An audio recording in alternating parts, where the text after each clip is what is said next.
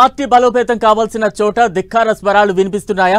Party నేతల్లో సమన్వయం లోపించడంతో అంతర్గత విభేదాలు రచ్చకెక్కుతున్నాయా అంటే అవుననే సమాధానం వస్తోంది కరీంనగర్ జిల్లా కాంగ్రెస్ వర్గాల్లో. పార్టీ జిల్లా అధ్యక్షుడి నియామకంలో జాప్యం జరుగుతుండగా నియోజకవర్గ ఇన్ఛార్జి ఎవరనేది ఆసక్తిగా మారింది. మరోవైపు పారాషూట్ నేతలకు పదవిస్తే చేతులు ముడుచుకుని కూర్చునేది లేదంటున్నారు పాత కాంగ్రెస్ నేతలు. కాంగ్రెస్ కు కలిసిరాని కరీంనగర్లో హస్తవాసి మారేదలా? వరుస ఓటముల నుంచి ఏమైనా గుణపాఠం నేర్చుకున్నారా లేదా? కరీంనగర్లో కలహాల కాంగ్రెస్, ఊరిస్తున్న అధ్యక్ష ఇన్ఛార్జి పదవులు, ఇన్ఛార్జి రేసు క్యూలో అనేక మంది పోటీ. తెలంగాణలో కాంగ్రెస్ పార్టీ అధికారంలోకి వచ్చినా ఆ పార్టీ నేతల తీరు మాత్రం మారడం లేదనే చర్చ జరుగుతోంది.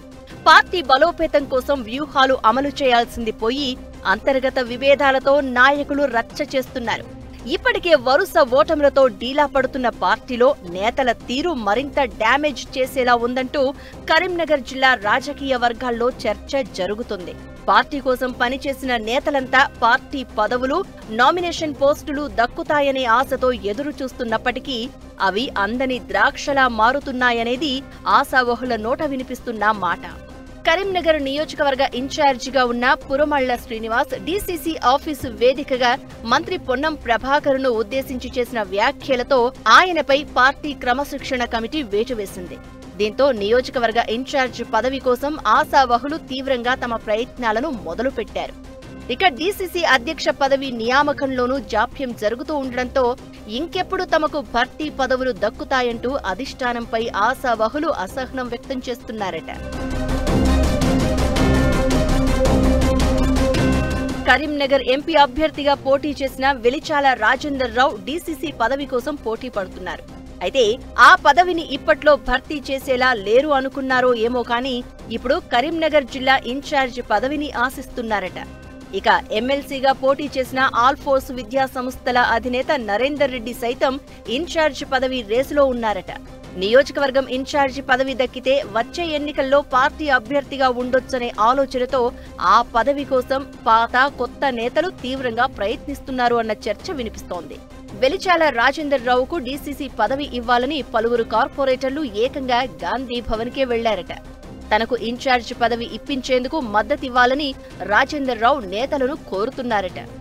అయితే పీసీసీ చీఫ్ మహేష్ కుమార్ గౌడ్, మంత్రి శ్రీధర్ బాబుతో పాటు ఇతర ఎమ్మెల్యేల మద్దతు నరేందర్ రెడ్డికి ఉండడంతో ఆయనకే ఇన్ఛార్జి పదవి దక్కుతుందనే ప్రచారం జిల్లా రాజకీయ వర్గాల్లో జరుగుతుంది. ప్రస్తుతం డీసీసీ అధ్యక్షుడిగా మానకొండూరు ఎమ్మెల్యే కవ్వంపల్లి సత్యనారాయణ కొనసాగుతూ ఉండగా మరొకరికి ఆ అవకాశం దక్కుతుందో లేదో అనే సందేహాలు తలెత్తుతున్నాయి. మంత్రి పొన్నంపై తీవ్ర విమర్శలు గుప్పించడంతో బహిరంగ వేటుకు గురైన పురమళ్ల శ్రీనివాస్ వదల బొమ్మాళి అన్నట్లుగా సరస్వతి పుష్కరాల్లో సీఎం రేవంత్ రెడ్డిని కలిశారు. సీఎం సపోర్టుతోనే కాంగ్రెస్ లోకి వచ్చిన పురమళ్ల ఇప్పుడు ఆయన్ని కలవడం చర్చనీయాంశంగా మారింది. సీఎం రేవంత్ రెడ్డి పురమళ్ల కలిసి దిగిన ఫోటోలపై కాంగ్రెస్ వర్గాల్లో భిన్నమైన చర్చ జరుగుతుందట. తనకు కరీంనగర్ అసెంబ్లీ ఇన్ఛార్జ్ బాధ్యతలు ఇవ్వాలని సీఎంను కోరినట్లు ప్రచారం జరుగుతోంది. అయితే పారాషూట్ నేతలకు పదవులు ఇవ్వవద్దు అనేది పాత కాంగ్రెస్ నేతలు డిమాండ్ చేస్తున్నారు.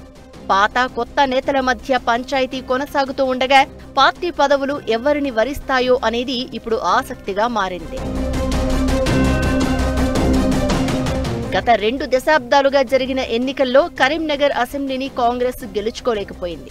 4 సార్లు జరిగిన ఎన్నికల్లో 2 పర్యాయాలు పొన్నం ప్రభాకర్, ఒకసారి చెల్మెడ లక్ష్మీ నరసింహారావు, మరోసారి పురమళ్ల శ్రీనివాస్ పోటీ చేసి ఓటమి పాలయ్యారు. అసెంబ్లీ ఎన్నికల్లోనే కాదు వరుసగా 3 సార్లు ఎంపీ అభ్యర్థిని కూడా గెలిపించుకోలేకపోయింది. అయితే ఇటీవల జరిగిన ఎమ్మెల్సీ ఎన్నికల్లో సైతం కాంగ్రెస్ ఓటమిని చవిచూడాల్సి వచ్చింది. కాంగ్రెస్ ఓటమికి అంతర్గత విభేదాలే కారణం అనేది బహిరంగ రహస్యమే అయినప్పటికీ నేతల తీరులో మార్పు రావడం లేదట. ప్రస్తుతం ఉన్న పరిస్థితుల్లో కార్పొరేషన్ ఎన్నికలు జరిగితే ప్రతిపక్షాలకే లాభం జరిగేలా ఉందంటూ విశ్లేషకులు అభిప్రాయపడుతున్నారు. పార్టీ అభ్యర్థులు విజయం సాధించాలంటే తీవ్రంగా చెమటోడ్చాల్సి ఉంటుంది. పార్టీని సమర్థవంతంగా నడిపించే వారికే డీసీసీ నియోజకవర్గ ఇన్ఛార్జ్ బాధ్యతలు అప్పగిస్తే పార్టీ గాడిన పడుతుంది. ఇప్పటికైనా ఓటమి నుండి గుణపాఠం నేర్చుకోకపోతే మున్సిపల్ ఎన్నికలు సైతం చేజారిపోతాయనే అభిప్రాయాలు వ్యక్తమవుతున్నాయి. ఇకనైనా కాంగ్రెస్ మారుతుందో లేక కలహాలతోనే కాలం గడుపుతుందో అనేది చూడాలి.